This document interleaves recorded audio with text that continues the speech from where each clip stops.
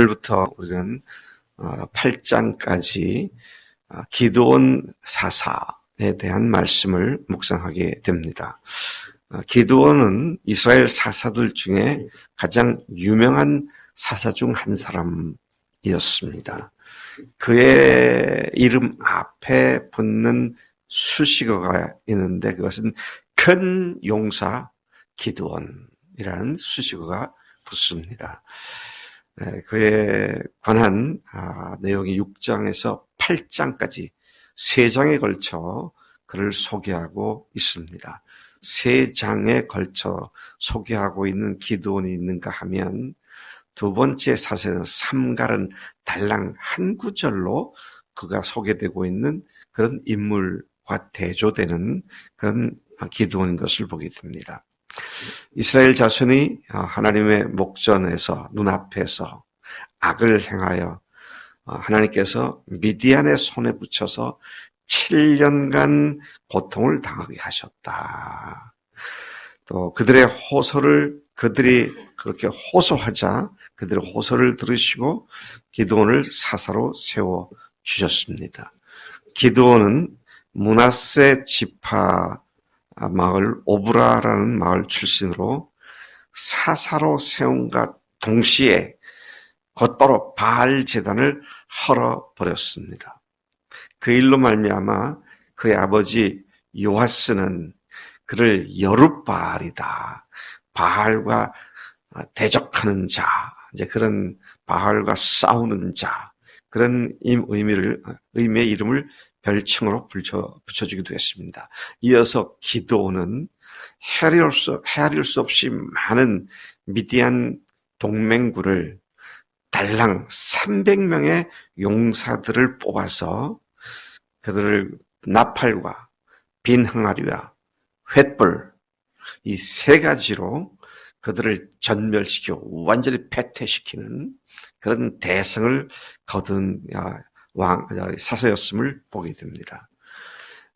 후일에 그가 에봇과 비슷한 물건을 만들었다가 나중에 그 백성들이 그것을 음란하게 우상 숭배하는 일을 하게 되는데 그의 훗날은 그 자신의 그와 같은 실수와 또 70명의 아들들이 있었는데 그 아들 중에 아비멜렉이라고 하는 왕자가 요담이라는 왕자만 남겨두고 68명을 전원 살육하는 그런 피비린 나는 비극을 맞기도 합니다.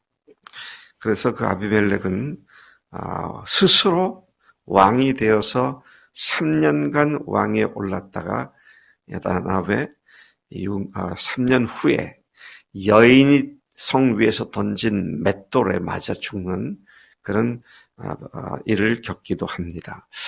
자, 1절부터 6절까지로 다시 돌아가서 보겠습니다. 이스라엘 자손이 또 여호와의 목전에 악을 행했다 그랬습니다. 그들이 또 여호와의 목전에 악을 행했다. 그들은 또 그랬습니다. 이게 사사기 마지막 장까지 반복 아닙니까?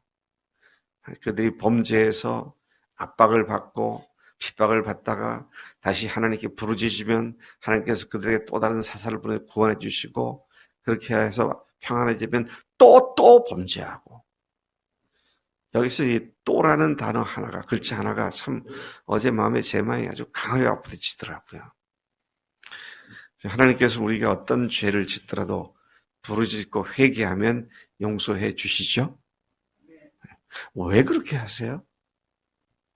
우리를 사랑하시기 때문인데 왜 그런 사랑을 하세요? 그 사랑이 도대체 어떤 사랑입니까? 우리 한날의 자매나 베인의 자매 손에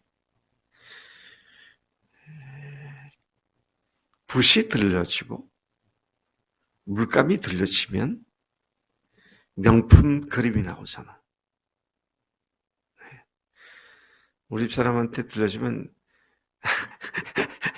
그냥 작품이 안 되잖아요.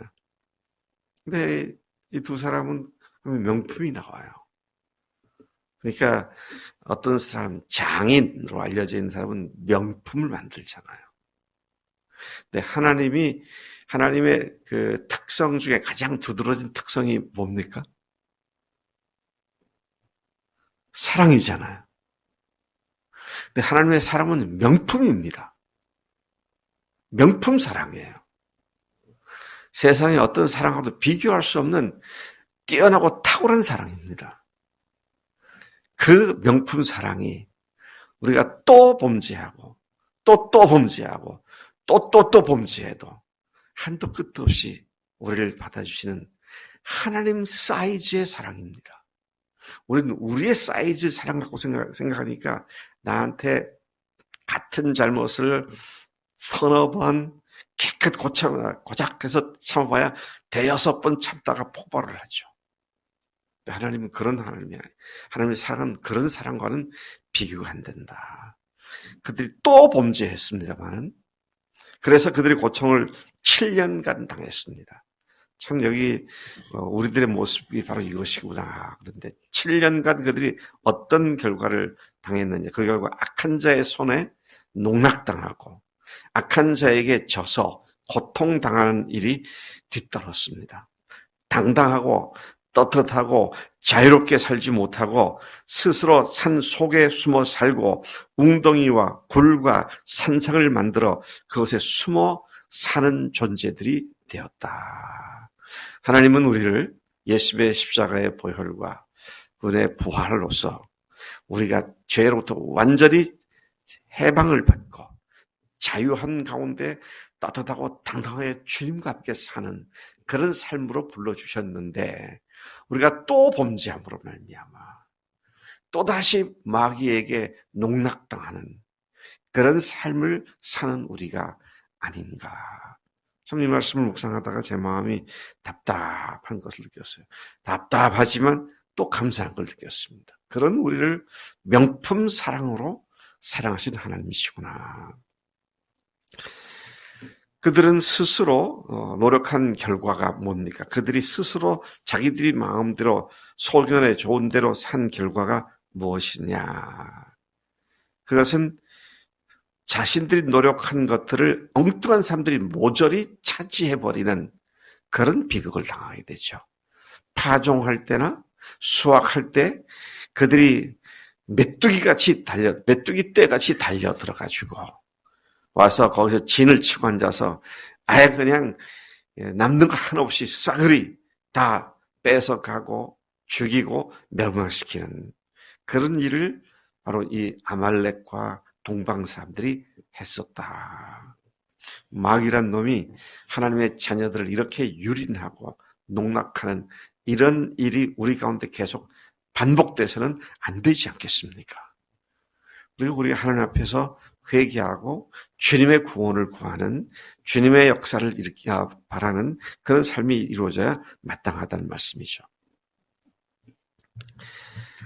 이들은 악한 마귀는 메뚜기 떼처럼 덤벼들기 때문에 하나님만을 의지하고 그분만을 섬긴 삶이 아니면 언제든지 우리의 경건한 삶을 망가뜨리기 위해 우리를 압도하고 그래서 그 결과 이스라엘이 미디안으로 말미암아 궁핍함이 심한 것처럼 그리스도인으로서 하나님의 아들, 딸들로서 참으로 비참한 삶을 살 수밖에 없다. 여러분, 주님은 우리를 사랑하시고 지켜주시지만 우리의 약점을 언제든지 공격하는 마귀 사탄에 우리가 마음을 내어주고 그놈한테 마음을 뺏기면 영락없이 그놈에게 농락을 당할 수밖에 없는 그런 삶이 있다는 사실이죠. 제가 어제 그런 목장 모임에서 그런 얘기했습니다만은 제가 이제 이렇게 동영상을 보다가 동물에 관한 그림이 나오면 제가 좀 이렇게 자주 봐요. 근데 그 영상물들 중에 아주 흥미로운 것은 동물들, 예를 들어 사자나, 또 뭐, 여러 동물들이 사냥을 하잖아요. 근데 제가 발견한 건 사냥을 할 때 아무리 큰 사자나 무슨 거창한 짐승들이 하더라도 둘 중에 하나를 공격을 하더라고요. 때가 있잖아요. 때가 가는데 그 중에서 두 대상자 중에 하나를 공격을 하더라고. 첫째는 물 위에서 떨어져 있는 것을 공격을 해요. 그 사자가 자기 몸보다 서너 배나 큰 버팔로 수컷을 혼자 있으니까 여지없이 달려들어서 공격을 합니다. 그런가 하면 무리 중에 있어도요, 새끼들을 공격을 하더라고. 그래서 그걸 보면서 마귀란 놈이 우리가 주님의 사람들과 함께 하지 않고 혼자 떨어져 있을 때 영락없이 공격을 하는구나. 또 아직 연약한 자들을 골라서 공격하는구나. 이제 그러면 피투성이가 되는 거죠. 죽음을 겪게 되는 것이죠. 마귀란 놈이 하나님께서 말씀하시길 뭐라고 했습니까? 오는 부르짖는 굶주린 사자가 먹이를 찾듯이 그렇게 사람들, 자기가 공격할 자를 찾는다 그랬잖아요. 그래서 공동체인 교회를 떠나거나 교회와 함께하지 않으면 항상 그렇게 당할 수밖에 없다. 또 아직 연약한 가운데 있으면 공격을 당할 수밖에 없다. 자, 그 사실을 생각하게 되는데 이스라엘이 하나님을 떠나서 스스로 혼자 뭘 한다? 악한 마귀의 먹잇감이죠. 이 사실을 우리가 생각한다면 교회 공동체가 얼마나 중요한가 하는 것을 다시 생각하게 됩니다. 7절부터 10절까지 부르짖는 이스라엘에게 응답하여 선지자를 보내주셨다 그랬습니다. 그들이 여호와께 부르짖자 8절에 여호와께서는 그들에게 한 선지자를 보내주셨습니다. 선지자 이름은 나오지 않습니다.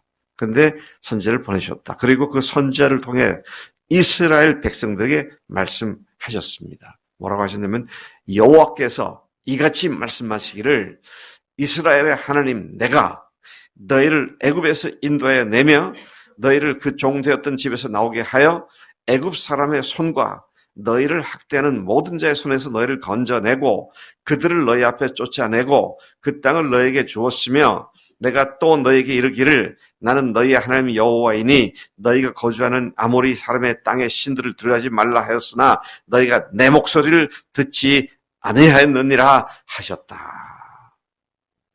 이들이 이렇게 공격을 당하고 고통을 당하는 이유는 딱 한 가지입니다. 그게 뭐예요? 또 하나님의 목전 앞에서 악을 행했다. 하나님은 어떤 분이십니까? 그분은 이스라엘 백성을 애굽에서 인도내셔서 종된 집에서 끄집어내셔서 나오게 하신 하나님이시고 애굽 사람뿐만 아니라 이스라엘을 학대하던 모든 자들로부터 건져주시고 그들을 그 땅에서 쫓아내고 그 땅을 주신 하나님이시죠. 우리에게 하나님은 어떤 분이십니까? 우리가 죄의 종된 신분에서 고통을 당할 때 그것으로부터 자유케 해주신 분이시고 우리를 공격하고 억누르던 사탄의 권세로부터 벗어나 이제는 하나님 나라라는 거룩한 땅에 뿌리를 내리게 하신 하나님이십니다. 또한 더 이상 이 세상의 악한 그 어떤 것도 두려워하지 말라고 강력하게 권고하시는 하나님이십니다. 죽으시고 부활하신 예수님은 부활하신 사건을 통해 우리를 영원히 구원해 주셨고 하나님 나라를 누리며 살게 해 주셨습니다. 이스라엘처럼 또 죄를 범하는 죄의 종이 되지 않고 주님만 바라보는 내 삶에 어떤 것도 이스라엘로 공격 빌미를 남겨두지 않고 그것들을 다 제거해버리고 순전한 자유함을 누리는 그런 주님의 자녀가 될 수 있도록 깨어 일어나십시다. 경성해서 마귀에게 틈을 주는 일이 없도록 하십시다. 하나님 아버지 감사합니다. 이 아침 기도원을 통하여 우리에게 말씀해 주시니 감사합니다. 그들이 또 그렇게 했습니다. 또 범죄했습니다. 또 하나님을 거역했습니다. 하나님, 우리도 출애굽이 아니라 예수님의 죽으심과 부활로 영원히 악한 세력부터 구출된 우리도 또 다시 범죄하고 또 세상을 사랑하고 또 세상으로 돌아가려는 이러한 잘못을 범치 않도록 우리가 항상 깨어 주님 앞에서 주님만 바라보고 사는 우리가 되도록 인도하시는 줄로 믿습니다. 그렇게 살겠습니다. 그 어떤 것도 그것들을 방해하는 것들을 우리 마음에 품지 않고 다 내어 버리겠습니다. 주님께서만, 성령님께서만 우리를 인도해 주실 줄로 믿습니다. 감사하고 예수님의 이름으로 기도를 쌉나이다. 아멘.